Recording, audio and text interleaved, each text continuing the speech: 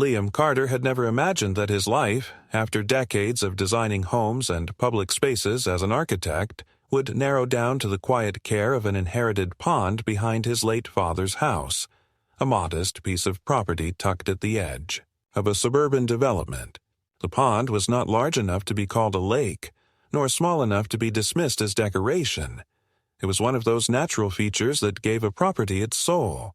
As a boy, he had spent countless weekends at its banks with his father, hammering nails into the wooden platform that served as a crude dock, learning how to brace beams against shifting soil, and watching the way reeds bent under the weight of dragonflies.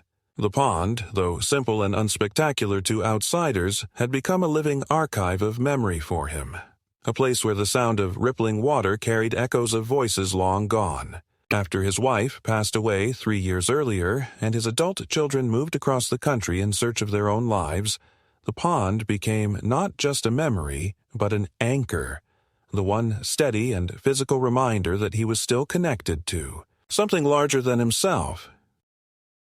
He was no longer a man of blueprints and projects, but he still cared for details with the same precision he once devoted to his work. The rocks lining the bank were arranged in careful symmetry, the old dock repaired with reclaimed oak boards, and the water lilies trimmed to keep the surface open for sunlight. Neighbors, when they visited, sometimes commented on his dedication to what they saw as a small, inconsequential body of water, but Liam always brushed off their remarks with a polite smile. They didn't understand that the pond wasn't about aesthetics or property value. It was a living bond, a link to his father's hands and voice, a part of his past that still breathed. He thought of it as his private cathedral, not a public amenity. For years, the pond existed in a quiet balance, untouched by the pressures of the growing neighborhood. The surrounding houses multiplied, streets were widened, and new amenities sprang up, but the water remained where it had always been, and Liam's only concern was the natural cycle of rain and drought. The Homeowners Association, formed in the years after the subdivision expanded, rarely mentioned the pond in their communications.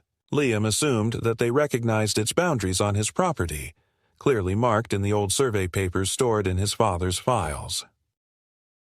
He had no interest in the meetings or in the endless debates about lawn heights, mailbox paint colors, or holiday decorations, and in return, the association largely left him alone.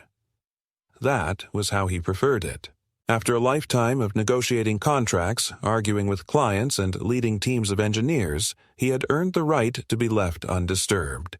Yet, beneath that quiet, there was always the sense that things built by men, committees, boards, and associations, had a way of overreaching, a way of declaring authority over what was never theirs to touch. He knew it as an architect. He had seen it in zoning boards and planning commissions, and somewhere deep inside, he suspected that one day someone would look at his pond and see not history, not memory, but utility. That day had not yet come, though the hints were beginning to emerge in subtle, almost laughable ways. Once, during a chance encounter at the mailbox, a neighbor had asked whether the pond was technically part of the community landscape. Liam had frowned, corrected him gently, and thought little of it afterward, chalking it up to ignorance. Another time, at a community gathering he reluctantly attended, he overheard a conversation where someone referred to the pond as "our water feature," a phrase that gnawed at him in a way he couldn't explain, because the possessive pronoun felt like a theft dressed in casual language. Still, he dismissed these moments, convincing himself that no one could seriously challenge the reality of his ownership. He had the deeds, the maps, the memories. More than that, he had time itself as witness, his family's history with the land reaching back decades before any of the current association members had even bought their first homes. But as he stood one late summer evening on the dock, the air heavy with the scent of wet earth and the slow chirping of crickets, he felt a strange unease that had nothing to do with age or solitude. The water level seemed just a little lower than it should have been, and the pond's surface, normally calm, looked disturbed in ways that rain alone could not explain. He knelt to touch the water, felt the coolness slip across his palm, and wondered if this was simply nature's fluctuation or the first sign of something far more deliberate. For the first time in years, the place that had been his refuge began to feel exposed, as if unseen eyes had already marked it for another purpose, one that would unravel the peace he had fought so hard to preserve. It began with an envelope, the kind that looked more official than necessary. Thick cream paper with the embossed logo of the Homeowners Association at the top left corner and his name typed neatly in the center, almost too neatly, as if someone had taken care to make it appear professional enough to intimidate. Liam Carter found it tucked into his mailbox one morning in late September, alongside the usual utility bills and the occasional advertisement for roof repair services. Yet something about the weight of it and the stiff texture of the paper filled him with a hesitation he rarely felt. He carried it back to the kitchen, placed it on the oak table that had belonged to his parents, and for a long moment simply stared at it, sipping his coffee in slow, deliberate motions, as if delaying the inevitable revelation inside could somehow keep the world as it had been the day before. When at last he tore the envelope open and unfolded the letter, his hands steadier than his breath, the words struck him like a sharp, cold blade.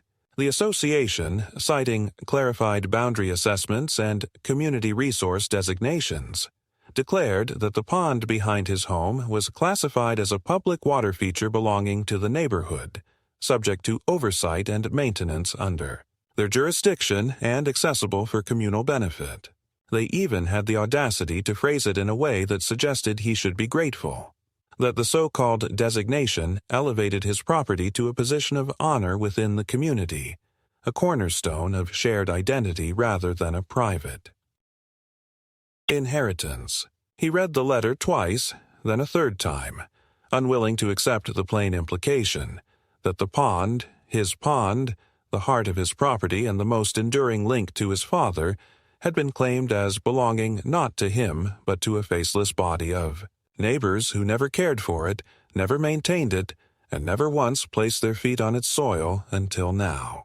His mind raced through memories, the hours he had spent repairing the dock, clearing reeds and shoveling silt during dry seasons, the quiet evenings sitting by the edge with a sketchbook, capturing the shifting angles of sunlight as it scattered.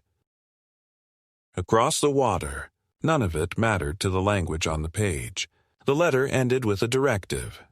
Beginning the following month, the association's contractors would be carrying out maintenance improvements to ensure the pond could serve irrigation needs and landscape support for nearby communal areas, including, as the final line suggested, adjacent recreational projects. He did not yet know what that meant, but he sensed already the shadow of something larger moving behind these words. For days afterward, he tried to dismiss it as a bureaucratic mistake, a misfiled record or some overreach that could be corrected with a simple phone call. Yet unease gnawed at him each time he walked to the water. Then, one crisp morning, he noticed something that banished all illusions of error. The waterline had retreated farther than it should have, exposing mud where cattails once grew, the surface thinner, less reflective, as if the pond itself were being drained by an unseen hand. He stepped onto the dock, his boots creaking against the wood, and crouched low, scanning for signs of natural explanation. A breach in the soil, a hidden spring redirecting underground. Instead, what caught his eye was the faint mark of tire treads pressed into the soft earth near the western edge, fresh and distinct, the kind made by heavy machinery. Following them through the brush, he discovered the gleam of metal piping, half buried in the soil and leading away from his property line, disappearing into the distance where new construction had been rising over the past year. His stomach sank with recognition. They were siphoning his pond. The revelation carried with it not just anger but disbelief, the kind that left him momentarily frozen, staring at the crude pipeline as though it might vanish if he blinked. The Homeowners Association had not only claimed his pond in writing but had already taken physical steps to integrate it into their plans, without his consent, without even the courtesy of a conversation. He straightened slowly, his hands dirty with mud from tracing the line of the pipe, and as he looked toward the sound of distant machinery from the construction site, the truth settled like a stone in his chest. They were feeding the golf course. He had heard whispers about it during neighborhood meetings he never attended, but occasionally overheard from passing conversations. The ambitious project that would turn unused plots into a sprawling recreational space meant to attract buyers and elevate property values. He had dismissed it then as irrelevant to him. Just another vanity project pushed by men like Martin Black, the HOA president with the confident smile and a tone that always felt half a degree away from condescension. Now it was no longer irrelevant. It was a theft unfolding under the pretense of a community development. Liam returned to the house in silence, washed the mud from his hands, and placed the letter from the HOA beside the old survey map his father had kept. Yellowed edges and fading ink, but still clear enough to mark the pond's boundary within their property. He tried to reconcile the two realities, one written in the permanence of law and history, the other imposed by arrogance and manipulation. The dissonance rattled him. For the first time since his wife's passing, he felt something akin to rage. Not the quick flare of temper, but a slow, simmering heat that made his chest tighten and his thoughts sharpen with uncharacteristic clarity.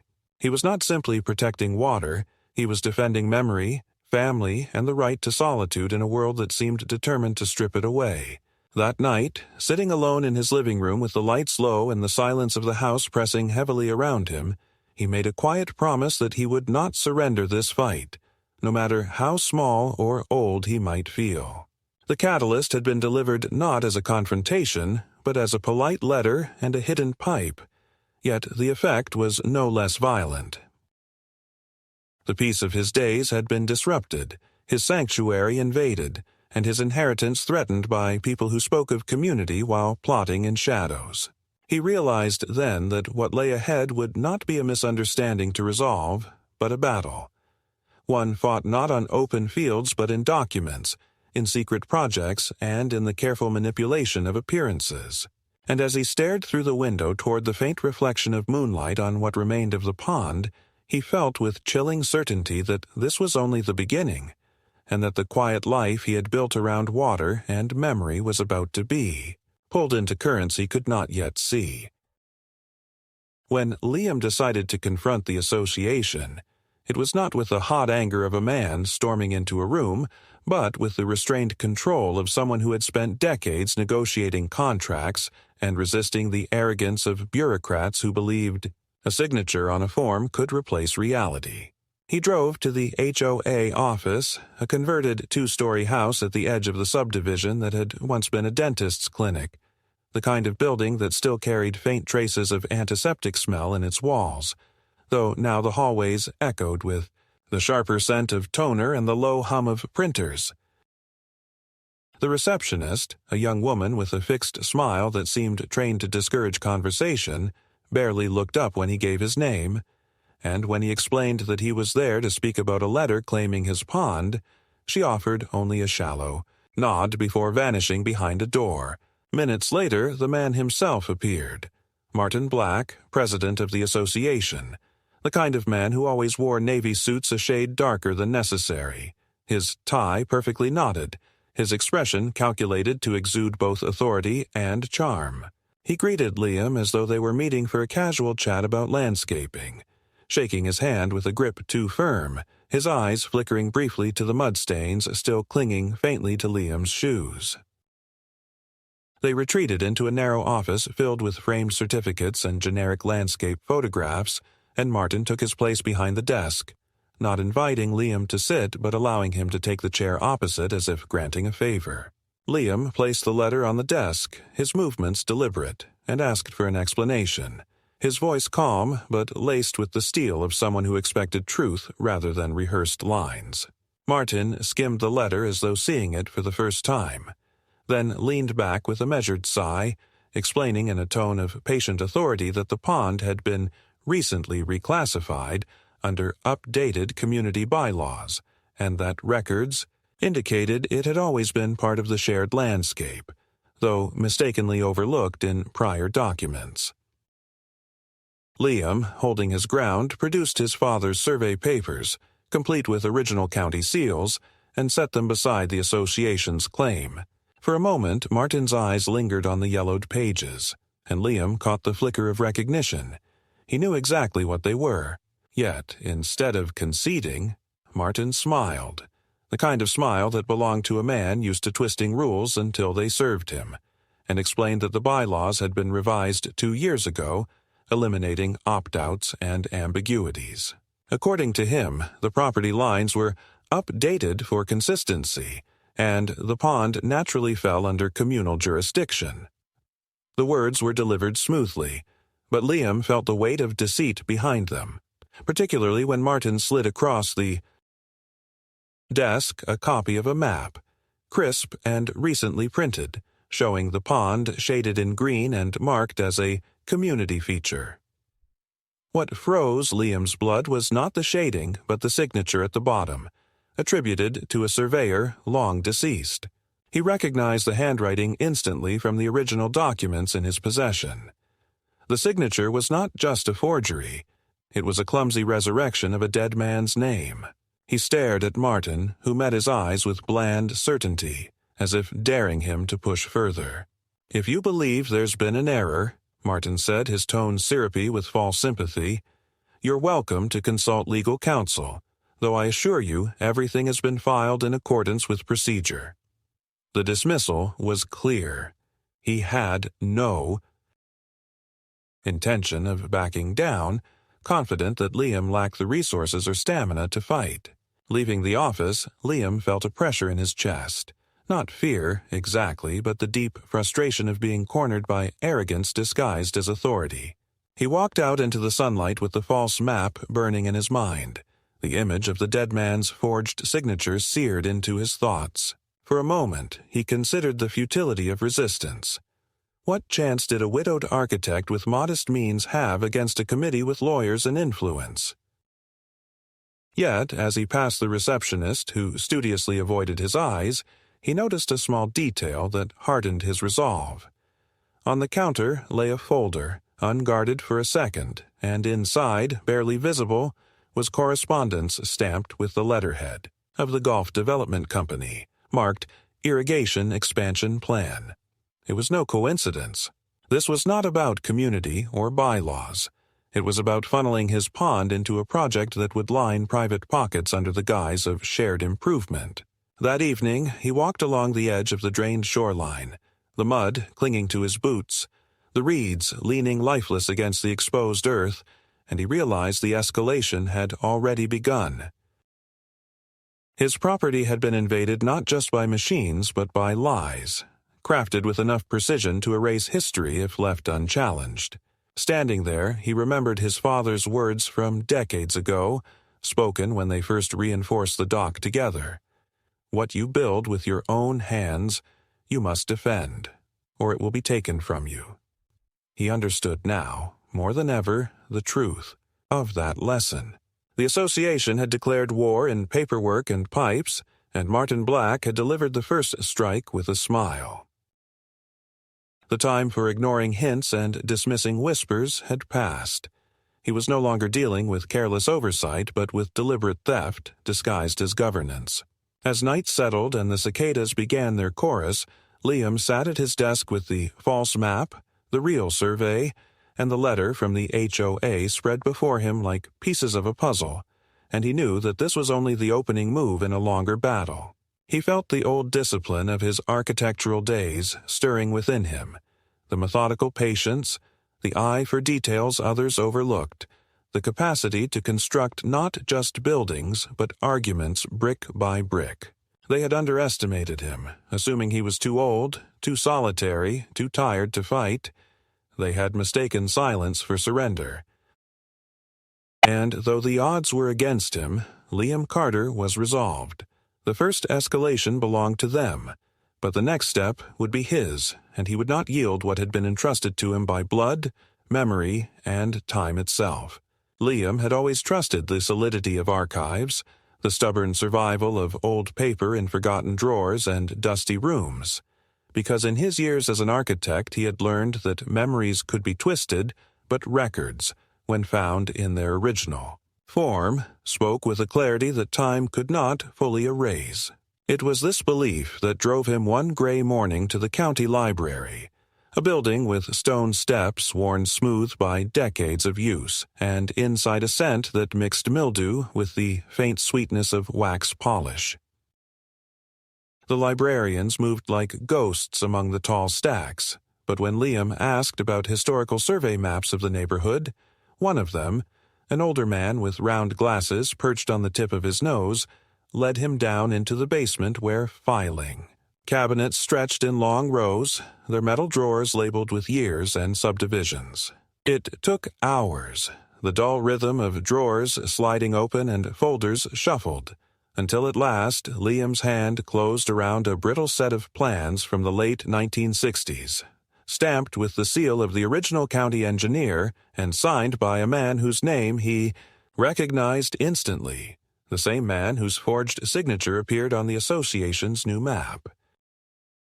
The pages were yellowed and fragile, the ink fading, but the outlines were unmistakable. The pond, drawn with careful lines and noted in the margin as private water body, Carter parcel, sat squarely within the boundaries of his family's property. Liam spread the documents across the table, his fingers trembling not with weakness but with the rush of vindication. Here was proof, tangible and undeniable, that his inheritance had been properly recorded long before the association even existed. He compared the signature, authentic and confident in its strokes, to the clumsy reproduction on the HOA's map, and the fraud became glaring. The dead man's hand had been forged to serve the living's greed. Yet Liam also knew that truth alone was not enough. The association would not yield simply because he waved an old map at them. They thrived on confusion, on the assumption that most homeowners would never dig deeper than a letterhead. If he was to confront them, he needed more than evidence. He needed allies, though he trusted few. He found his first in an unexpected place.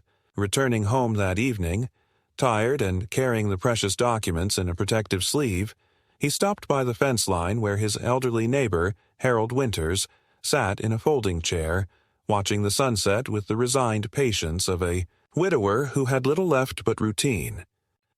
They exchanged small talk until Liam mentioned the pond dispute, half expecting Harold to shrug it off, but instead the old man frowned, his eyes narrowing with a memory. "Your father showed me those plans once," Harold said slowly, as if tasting the weight of each word. He was proud of keeping that pond out of the association when they first tried to rope everyone in. Said it was the only way to make sure no one touched it.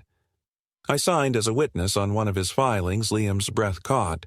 He had not expected corroboration, let alone from a neighbor whose voice carried the weight of lived history. When Harold promised to search his attic for old papers, perhaps a copy of correspondence from that time, Liam felt the first flicker of something resembling hope, though tempered with caution.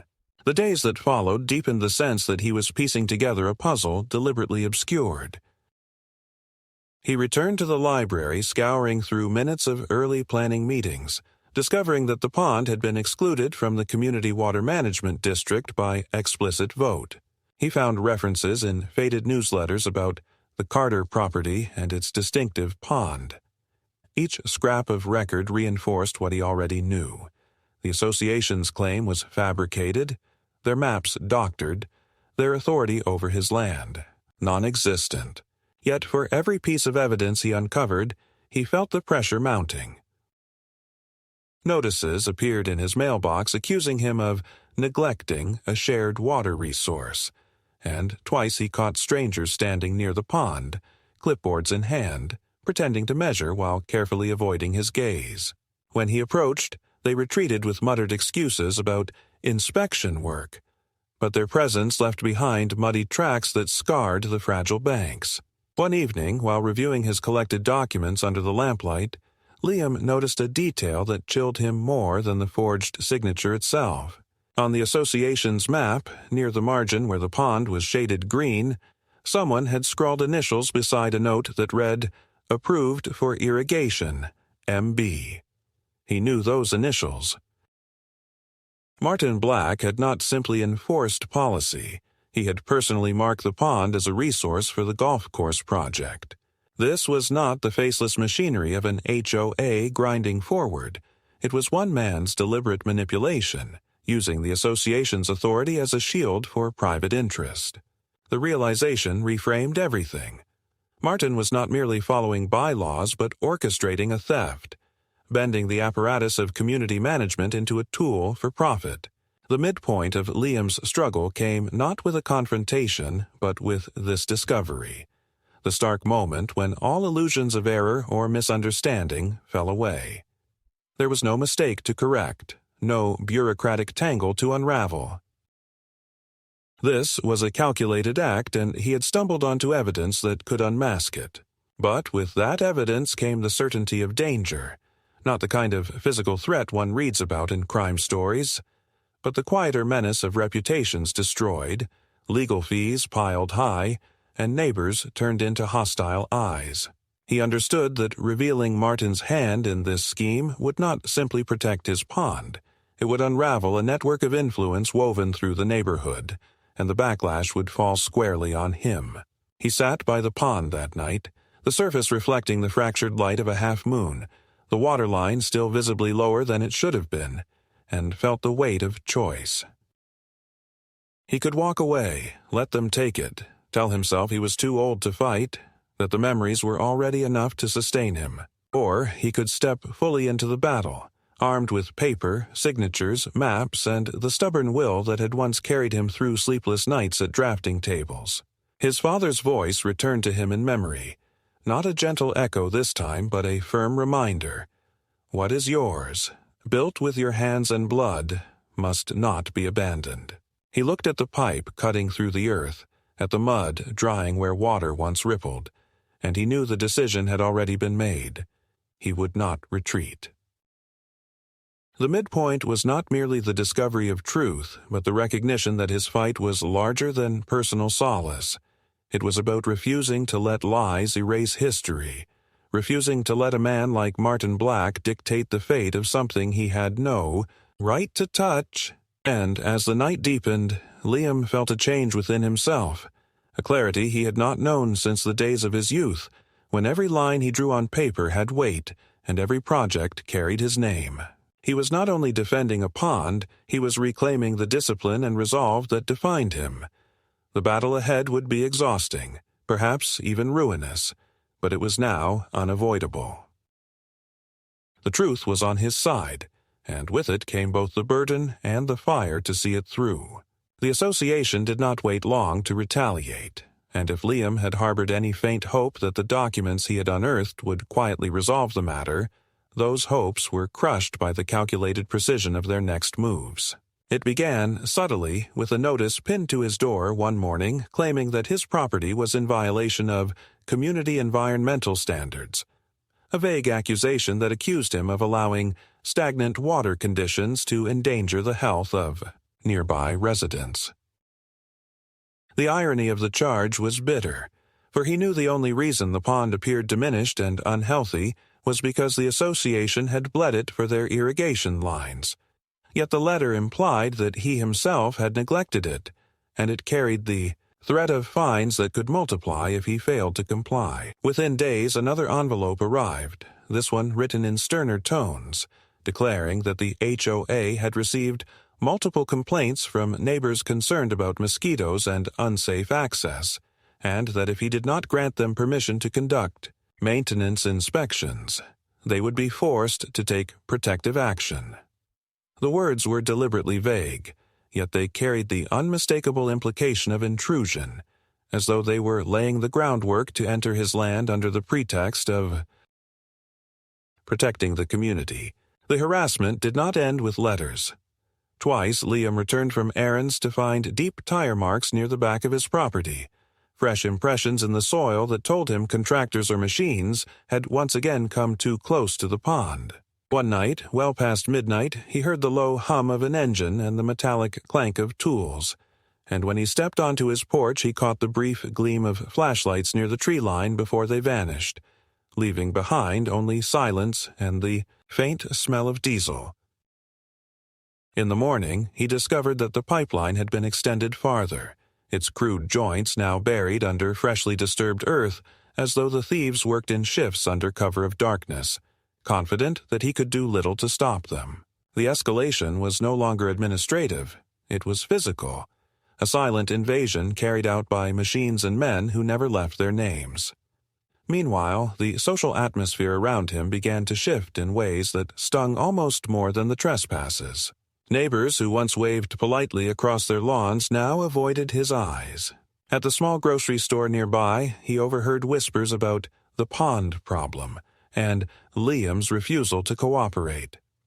One woman, a younger resident he barely knew, confronted him in the parking lot, her voice sharp with indignation as she accused him of hoarding a natural resource, while the rest of the community struggled with water shortages.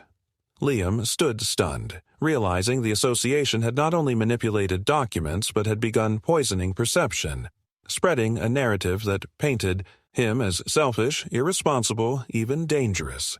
The thought of Martin Black engineering these rumors behind closed doors filled him with a cold fury. It was one thing to forge maps and divert water, but it was another to turn his neighbors into instruments of pressure, isolating him within the very community he had never asked to join. The escalation reached a sharper edge when a letter arrived not from the HOA but from the county sheriff's office, a notice requesting that he clarify disputed boundaries after a complaint had been filed by the association. Though written in neutral, legal language, it carried with it the heavy weight of official scrutiny, forcing him to consider the real possibility that Martin intended to bury him in procedures until exhaustion or financial strain forced him to concede. Liam gathered his evidence again, the original maps, the signatures, the testimonies he had begun collecting, and for a moment he felt the enormity of the task pressing down on him. This was no longer a private quarrel. It was a campaign designed to break him through attrition. Yet even in that moment of fatigue, his resolve hardened further, for he could see now the outlines of Martin's greed more clearly than ever. This was not about bylaws or community standards. This was about a golf course that needed water, and about a man who saw opportunity in every lie that could be stamped with an official seal. One late afternoon, after spending hours reinforcing the old dock and repairing sections of the bank eroded by the lowered water, Liam received an unannounced visit. A pair of men in reflective vests approached from the direction of the construction site, claiming to be inspectors, authorized by the HOA. Their tone was polite, but their eyes were sharp, measuring as if calculating how far they could push before he resisted. When Liam demanded identification, they produced nothing more than laminated cards with the association's logo, which he refused to accept. Tension hung thick as one of the men muttered that refusing them entry would only make things worse. Liam, standing firm, told them in measured tones that the pond was private, and that any further attempt to enter his land without his consent would be considered trespassing. The men left, but not before one of them cast a look over his shoulder that carried the unspoken message: "This is not finished."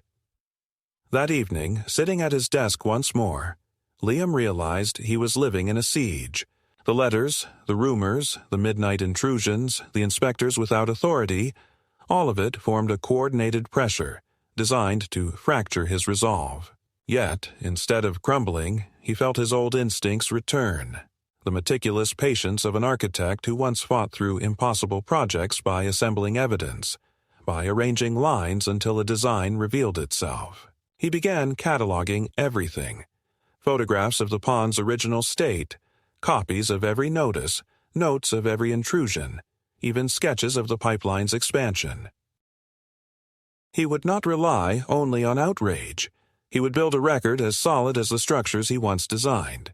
The second escalation had shown him the depth of Martin Black's determination and the ruthlessness of the methods employed by the association. But it had also clarified something more important. This was no longer a defensive struggle. It was an exposure waiting to happen, A chance not merely to preserve his pond, but to uncover a fraud that threatened the integrity of the entire community. The lies were growing too bold, the forgeries too obvious, the pressure too naked to remain invisible forever. And as Liam looked out the window at the dark silhouette of the drained shoreline, he no longer felt isolated but rather sharpened by the very hostility that surrounded him. The association had made its move, escalating from paperwork to sabotage, from whispers to intimidation, and in doing so, they had revealed the fear that drove them. Fear that truth, once unearthed, would not be so easily buried again. The breaking point came on a morning when the air was heavy with the smell of damp earth and the hum of machinery drifted from the far side of the development, a sound that had become as persistent as the ticking of a clock in a silent room. Liam had been expecting another letter, another veiled threat, perhaps another confrontation with men in reflective vests who carried themselves like enforcers rather than contractors, but instead what arrived was a knock on the door, firm and unmistakable. When he opened it, he found not association representatives but two officials from the state's Department of Environmental Quality, their jackets marked with insignia, their presence calm but formal. They introduced themselves with the clipped efficiency of people accustomed to field disputes and explained that, following multiple complaints and counterclaims regarding the pond, the state had opened an inquiry. Liam felt a rush of cautious relief. At last, someone from outside the circle of manipulation had come to see with their own eyes. He invited them in, showed them the maps, the letters, the photographs he had meticulously gathered, and spoke in measured tones about the steady draining of the pond, the forged signatures, the clandestine pipes laid through his soil. The officials listened without interruption, taking notes, their faces unreadable. But when he led them outside and guided them to the water's edge, the evidence spoke louder than any document. The shoreline was scarred with the tracks of heavy equipment, deep grooves cutting through the mud, and at the far end where reeds had once swayed, the metal pipe gleamed in the morning light, its joints fresh, its direction clear. One of the inspectors crouched, ran a hand over the soil, then followed the line of the pipe into the brush. Liam walked with them, each step a confirmation of what he already knew, until they reached the boundary where the pipe vanished into a trench leading straight toward the golf course construction site. There, the noise of pumps could be heard distinctly, a mechanical heartbeat drawing water from land it had no right to touch. The officials exchanged a glance, and Liam caught the flicker of something, recognition, perhaps even anger, before one of them took out a camera and began recording, capturing not only the pipe but the directional flow of the water through the trench. For the first time in months, the weight shifted, however slightly, from his shoulders to theirs. When the inspectors requested access to the construction site, word must have traveled quickly, for Martin Black appeared within the hour, his immaculate suit incongruous against the mud, his smile stretched too wide to be sincere. He greeted the officials with the polished charm of a man used to smoothing rough edges with words, insisting that the association had acted within its rights, that the pond was designated for communal use, and that any suggestion of illegality was simply a misunderstanding of paperwork. But the inspectors were not neighbors to be swayed by rehearsed phrases, nor were they clerks willing to take a stamped document at face value. They asked pointed questions about permits, about hydrological assessments, about the legal authority to divert water, and with each inquiry Martin's responses grew thinner, the cadence of confidence faltering. When presented with the original county maps Liam had brought, stamped and sealed decades earlier, Martin attempted to dismiss them as outdated, but one inspector leaned forward and asked why, then, the signature of a man dead for 15 years appeared freshly inked on the association's new plans. The silence that followed was heavier than any shouted accusation. It was at that moment, standing beside the drained edge of his inheritance, that Liam felt the shift from defense to vindication. The officials noted violations of environmental law, unauthorized diversion of a private water source, and potential fraud in documentation. They issued an immediate order to halt pumping operations and mark the site for further legal review. Martin tried once more to regain control, warning that the community would suffer if the golf course project stalled, but the words rang hollow against the sound of machinery being shut down, the hoses falling limp, the flow of stolen water ceasing at last. For Liam, the sight of the pipe lying dormant was more powerful than any ruling, more final than any signature. It was the visible collapse of a scheme that had gnawed at his peace for too long. As the inspectors departed with their evidence secured, Martin lingered, his expression darkening now that the audience was gone. He leaned closer to Liam, his voice low and stripped of its veneer, and muttered that this was far from over, that men like him always made mistakes eventually. But Liam, standing firm, felt no tremor of fear. He had faced their escalation, endured their lies, and now watched as the truth, undeniable and recorded, moved into the hands of authority beyond their reach. The climax was not a scene of shouting or violence, but the quiet, devastating moment when power shifted away from deceit and back toward the unshakable weight of fact. And as he turned back toward the pond, scarred and diminished yet still his, he knew the fight had reached its peak, and the outcome, though not yet fully written, had tilted irreversibly in his favor. In the weeks that followed the inspection, the machinery disappeared from the edge of the golf course, the trenches were filled with soil, and the pipe that had bled the pond lay twisted in a pile of scrap at the far corner of the site. A mute reminder of what greed had attempted to disguise as progress. The state's findings moved swiftly through the official channels, confirming violations of environmental law and private property rights, and though hearings and paperwork still stretched ahead, the essential battle had already been won. Martin Black resigned from his position with the association, citing health reasons, but everyone knew the truth, whispered in cautious tones at mailboxes and sidewalks, that his name was tainted by the exposure of the scheme he had orchestrated. The association, stripped of its illusion of unity, began speaking in humbler tones, promising transparency, pledging reforms, holding meetings where residents were suddenly eager to emphasize respect for individual property. Liam attended none of these gatherings, content to let the noise swirl around him without dragging him back into their theater of contrition.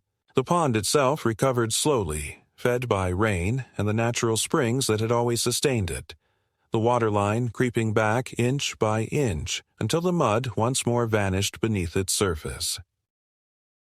On quiet mornings he stood on the dock, watching dragonflies return to hover above the reeds, and though the scars of intrusion remained, patches of bank still raw, tire marks lingering in memory, he felt the place breathing again, restored not only by nature but by his refusal to yield. Neighbors began to approach him with apologies, some awkward, some sincere, admitting they had believed the stories the association spread, offering gestures of reconciliation in small ways. A jar of honey left at his door, an invitation to dinner, a promise to stand by him should the matter ever rise again. He accepted their words with measured courtesy, but carried inside a sober knowledge that trust, once fractured, did not heal quickly. What mattered most was not their recognition, but his own.